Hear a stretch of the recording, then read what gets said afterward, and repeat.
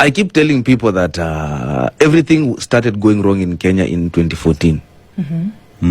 The people who passed that act that allows the treasury, and you know, when you say the treasury is simply the president, because the treasury simply is the executive, right? To be able to pay suppliers without that money hitting the consolidated fund. That's where the problem was. It's like you guys, let's say we are a family here, right? And we say this is the father, this is the mother, this is the son, and we say this is our account. So everyone will work, and before we pay rent, before we buy food, before we do anything, everybody must submit their money inside here. Account. Yes. But somehow the father goes and convinces the uncles that, you know what, I want you to talk to my family so that they allow me to be able to be paying the landlord and everyone without the money hitting the family account. Okay, they say it's fine. Then we as your family, we come to realize that these monies that you claim to be paying the landlord, so if the rent was 10K, you inflated that cost. Apparently you claim you've been paying 50K, right? So you just say, I've been paying the landlord 50K every month. So you guys need to be refunding me. So we have no problem with them paying that money, 50K. The problem comes when now we have to pay it. So you asked me what does 4 trillion look like. I'll tell you what 4.2 trillion looks like, because that is the money that we've given for development since 2023 up to now, right? Yes. Okay, hold on. 4.23 trillion shillings, money given towards development since 2023, from 2023 January. Yes. Because, 2022 September, after the swearing in, and a couple of things happening after that, 100 days after that, we're at January 2023. Yes. All right, go. So that money, when we were looking at it, we realized what was the problem. What brought maandamano last year? People were saying, wanauza airport, Adani, right? So we needed an airport. So out of this development expenditure that we have allowed them to have, we should have done an airport 1.5 times or twice JKIA at a cost of 1.1 trillion shillings. So would have been finished. We would have been, ingeisha tungekuwa sasa tumemaliza. Hiyo tu ilikuwa issue. Okay, tungekuwa tumemaliza. Okay, what was the other issue? Tunataka tujenge mabarabara, tufanye nini? Okay, very nice. We could have done 10,000 kilometers of roads, and that means roads all over Kenya at a cost of 150 million Kenyan shillings per kilometer. So what was the other problem?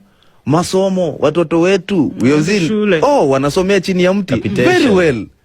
We could have done classrooms, 100,000 classrooms. Do you know what it means to have 100,000 top up? On top of what is already there. It means no child in Kenya would be studying under a tree. So we could have added 100,000 classes at a cost of 1.2 million Kenyan shillings per class. What else was there? What was the other problem? Tunajenga stadium, tunafanya nini? Very well. We could have done what is this thing that they are saying now? They were saying dams, we could have done 47 dams at a cost of 20 billion Kenyan shilling per dam.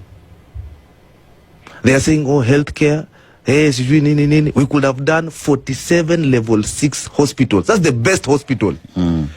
Fully equipped hospitals. 47 of them. There would be one in every county. Yes, at a cost of 7.5 billion Kenyan shillings. The role of my generation. The role of my generation is now to ensure that nobody will ever die in the streets again because of being an active citizen. Nobody will ever be abducted. Nobody will ever be arrested and charged on false grounds. The role of our generation is to ensure that the constitution goes to school. That's the role of our generation. In fact, when you heard people saying last year that, we are tribeless, fearless, leaderless, what they were simply saying is, we just care about everything working. We don't care who's in charge. And the only way you can attain that is when the constitution, when everybody knows the constitution. We are demanding that the constitution be established in our curriculum as a full, mandatory and examinable subject from primary all the way to secondary and tertiary levels of education. Simply. Because if religion can be taught, if a 4-year-old kid can be taught the existence of God to a point they can pray to a God they have not seen, then the same child can be taught about something as practical as the Constitution of the Republic of Kenya. Which they can see. They can see it. Yeah. That they should be told. There was a certain thing that was doing rounds on social media some time back, whereby in one of the CBC books, there was these school children who are waving at a helicopter. And that is our leader. We love our leader. And I was like, you are training these kids that's what you require to be a leader. And I was like, this is so wrong. Look at the Muslims. They do it so well. You are first taught the Quran. Madras. And you are caned. It's not a joke. They say, teach your kid the ways of God and they shall not depart from it. So teach our children the ways of Kenya and they shall not depart from it. What does it mean to be Kenyan? To be Kenyan is to know the law. We have so many educated and intelligent people in this republic who are uninformed. Our point of information is the Constitution. This is why I keep telling people, we have a very smart people, smart group of people running this country. But you know, the fact that you are smart does not mean you are moral. The fact that you are smart does not mean you will be a good person, right? We equate smartness to goodness. A generation that took Kanu home, but there is a stupid generation that brought Kanu back. There is a stupid generation that brought Kanu back. Like you watered down what you had done away with in 2002. What was the basis of voting in 2013? Ni vijana. I was in Form 2, right? And when I was asking people now, why did you guys vote? And they're like, unajua ni vijana. It's not a qualification. Youth is not a qualification. I heard that people voted Uhuru Kenyatta as a way of rewarding, celebrating his birthday. Stop it, Muigai. Yes, they said that we are going to vote because it's his birthday. 2017, eh? Right? Yeah. So there are people who have voted on claims that, you know, he's a Christian. He looks like a good guy. Yeah. You know, like others say, unajua ni kijana. You know all those things. There's no such a qualification in the Constitution. There's nowhere they said, you know, you'll be voted for because you are religious. But look at how the churches have been used. They have been used as a place that sanitizes leaders or prepares people for elections, you see. But we have a solution. The solution is the Constitution has to go to schools. We must study the Constitution the way we study any subject, just like CRE, history, physics, because it is the only document that is Kenyan made. You cannot blame something that you created. What is government? It's a creation of the people through the ballot. Right? So the way they are is the way we are.